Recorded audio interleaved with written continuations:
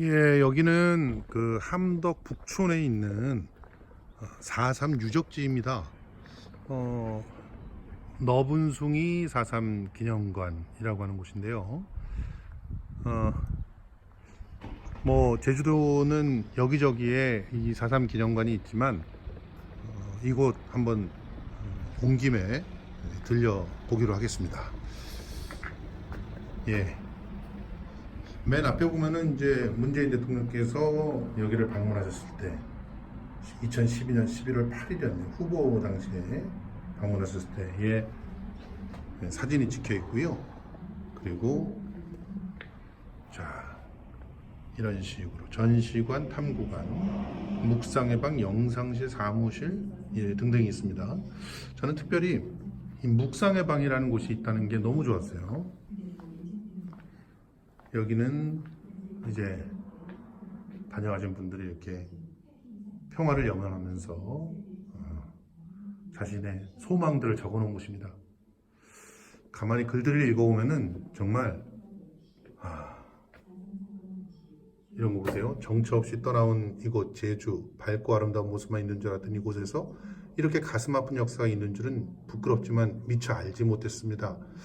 무거운 배낭을 짊어지고 길을 걷던 중에 우연히 너분숭이 4.3 기념관을 보게 됐고 왠지 모를 이끌림으로 여기에 들어오게 되었습니다. 그리고 4.3 사건에 관한 영상과 해설사분의 설명을 들으며 무고하게 희생당한 제주도의 많은 희생자분들 생각에 가슴이 참 먹먹해졌습니다. 저한테도 이곳이 눈에 들어온 건 우연이 아닙니다. 보고 싶은 사람한테는 보이죠. 그렇지만 보고 싶어 하지 않는 사람한테는 이 염원들과 세상의 변화가 보이지 않을 겁니다.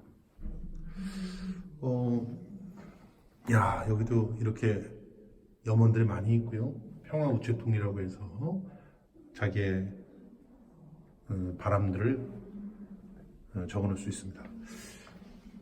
아무 죄 없는 사람들의 명복을 빕니다. 그리고 평생 기억하겠다라는 말이 있습니다. 이 묵상의 방 안으로 들어가 볼게요.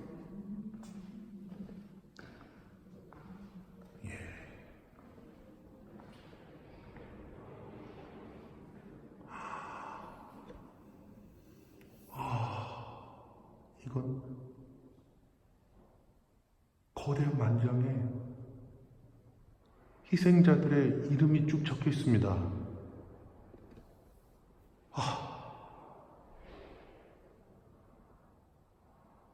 이거 자체가 그냥 압도적입니다.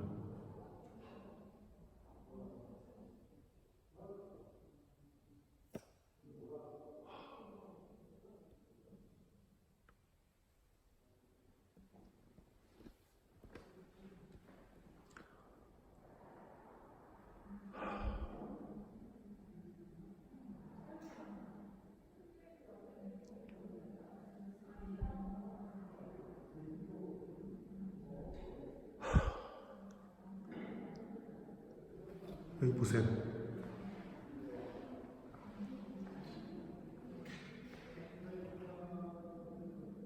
남 김태보 남 4세 북청교 인근 밭에서 투벌대기 총살당한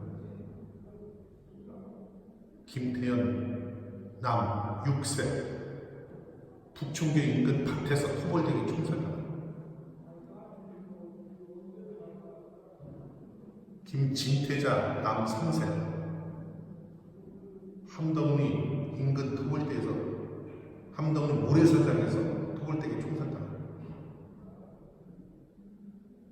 아니 김태남 남 8세 북청교 인근 밭에서 토벌대기 총살당.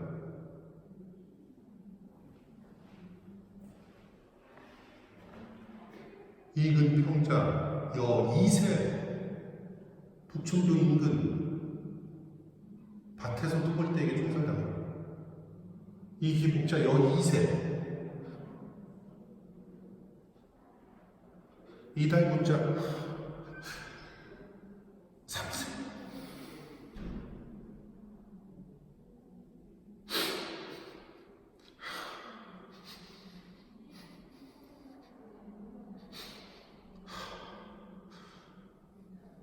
초등학교 인근에서 이 아이들이 터울대기 총살을 당했습니다.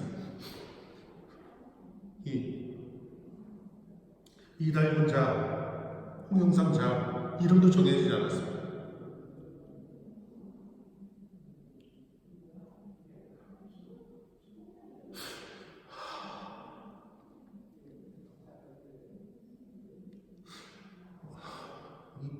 이걸 뭐라고?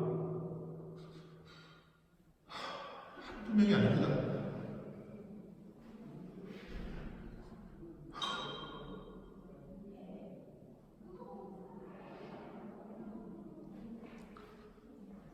한덕 북청교 인근에서 살해당한 사람들만 이렇게 많습니다.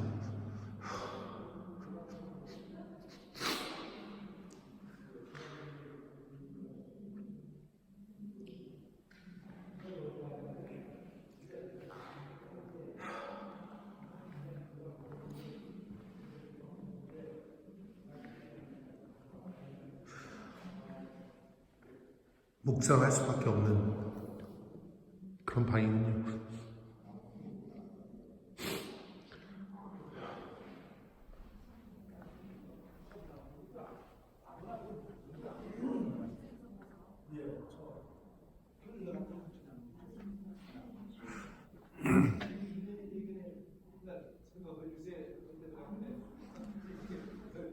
더 이상 죽이지 마라.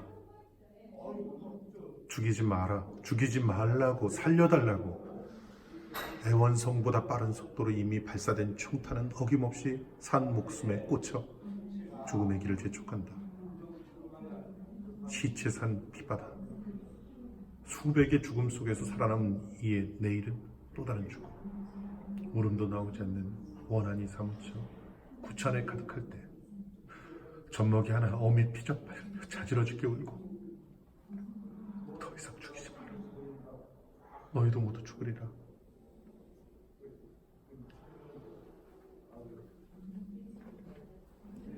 이 그림은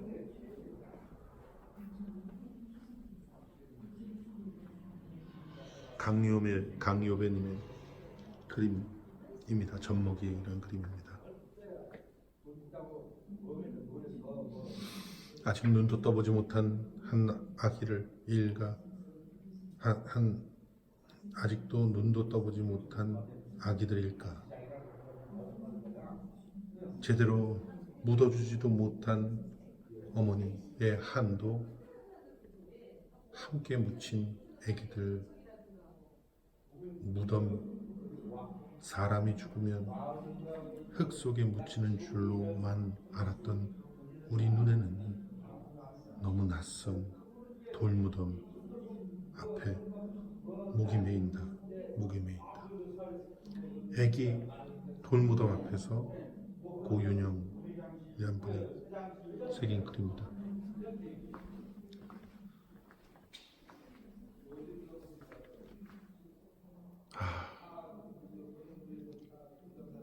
제주 4.3의 상징인 조천호 북총리.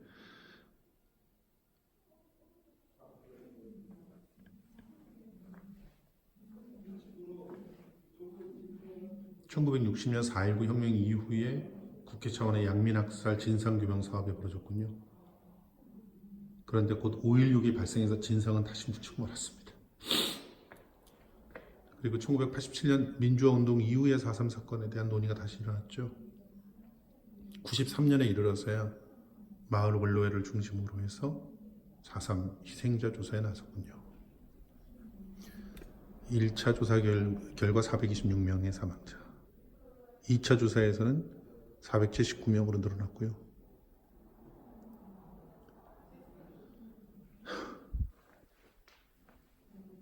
순이삼촌, 현경쌤의 순이삼촌이라는 소설, 저도 처음 이 소설을 읽고 정말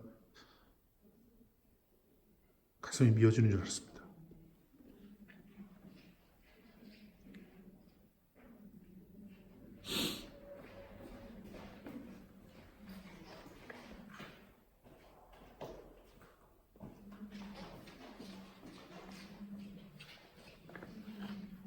(93년에) 북촌이 원로회에서 피해 조사서를 작성할 때 피해 신고서가 고스란히 보관되어 있습니다.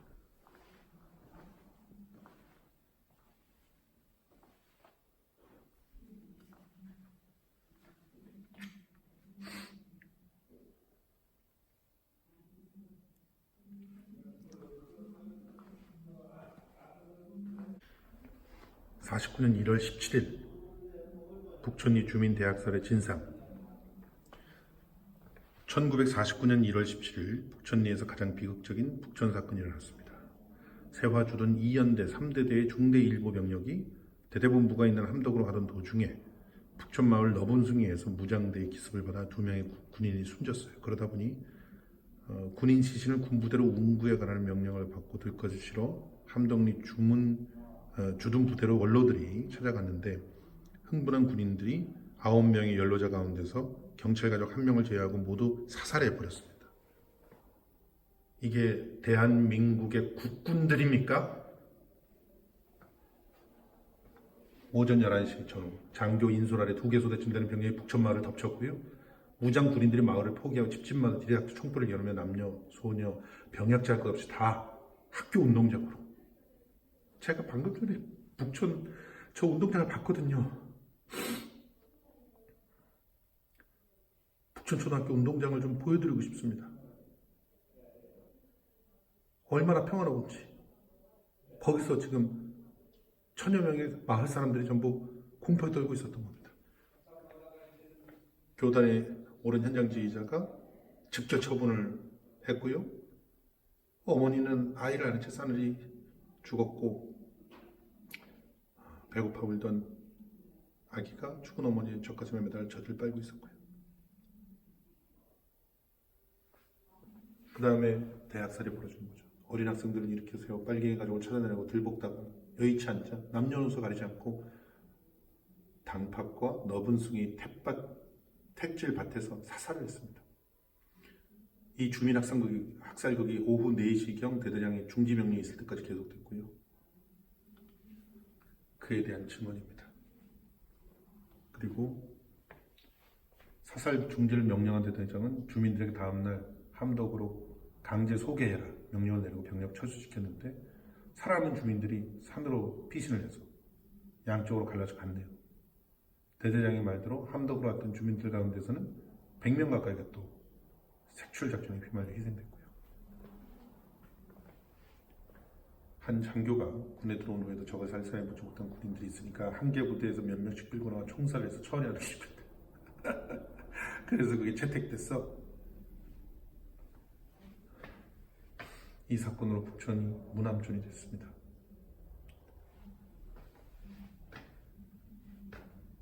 이렇게 너분숭이에서 죽어 있었고요. 동생들이. 그리고 그 옆마을에서 다시 또 86명을 집단 학살했습니다. 그리고 아이고 사건이 벌어졌어. 그 다음부터 모든 이 죽음을 가슴에 묻고 1993년까지 사람들이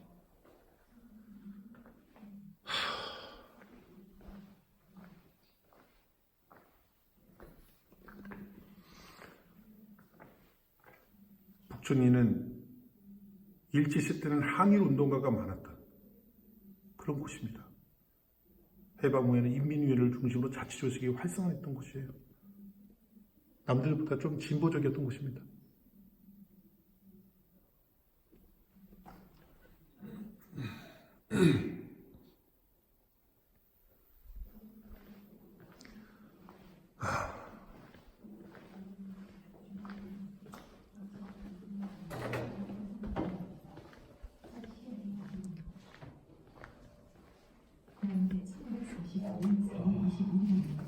무장대가 북촌리의 선거관리위원회 사무소를 공격해 선거 기록을 탈취하고 6월 16일에는 북촌 포구에서 경찰관 2명이 무장대에 살해된다. 또 같은 해 12월 독특한 16일에는 나무에 이렇게 양각을 한 그런 작품들입니다. 군인들에게 총살을 당하게 된다. 그리고 다음 해인 1949년 1월 17일 아무도 예상할 수 없었던 가장 비극적이고 처참한 북촌 대학살극이 벌어집니다.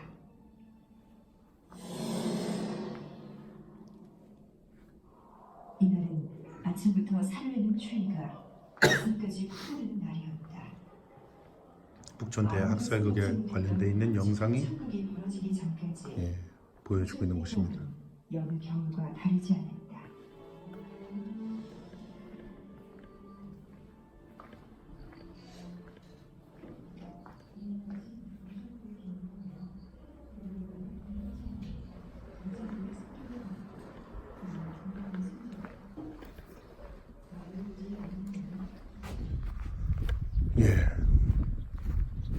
이 너분숭이 사상기념관 바로 옆에는 애기 무덤이 있습니다. 이렇게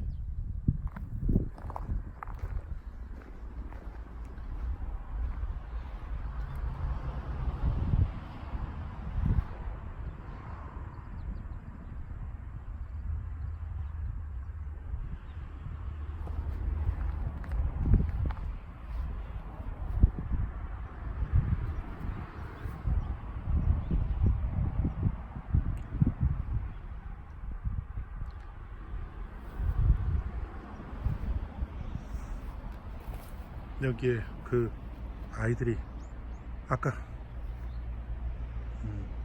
만장에서 봤던 그 아이들이 이 돌 밑에 묻혀 있었습니다.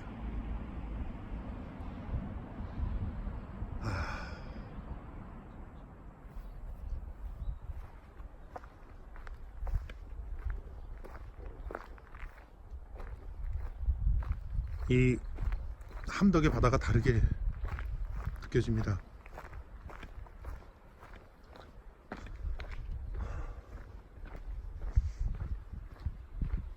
위령비가 있어서 이제 위령비까지 가보겠습니다.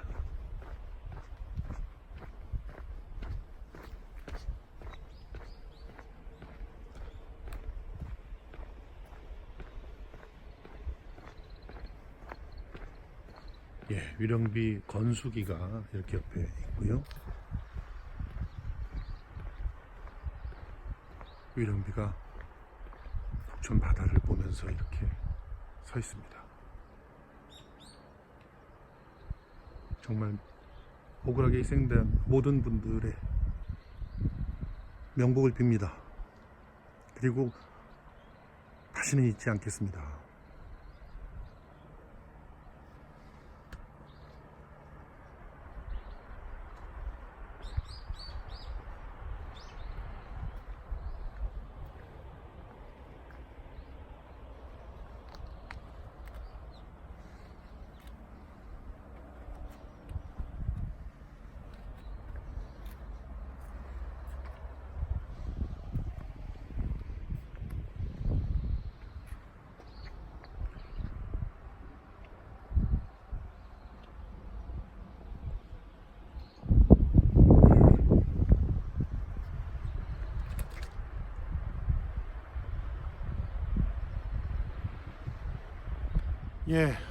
이 너분숭이 기념관 앞에서 이제 오늘의 그 4.3 유적 탐방을 마무리합니다. 아이를 키우고 있는 입장에서 초등학교 운동장에서 진행된 학살이 얼마나 끔찍한 것인지 다시 한번 생각해 봅니다. 이런 학살의 원흉은 잘 먹고 잘 살았습니다. 백선엽은 아직까지도 살아있습니다. 그때 당시의 책임에서 결코 자유로울 수 없는 그 인간인 아직까지도 잘 살고 있죠. 이런 불의가 언제까지 이어져야 될지 너무나도 한심할 뿐입니다. 일단 무엇보다 지금 당면의 과제들을 빨리 해결하는 것이 필요하지 않을까 생각을 합니다.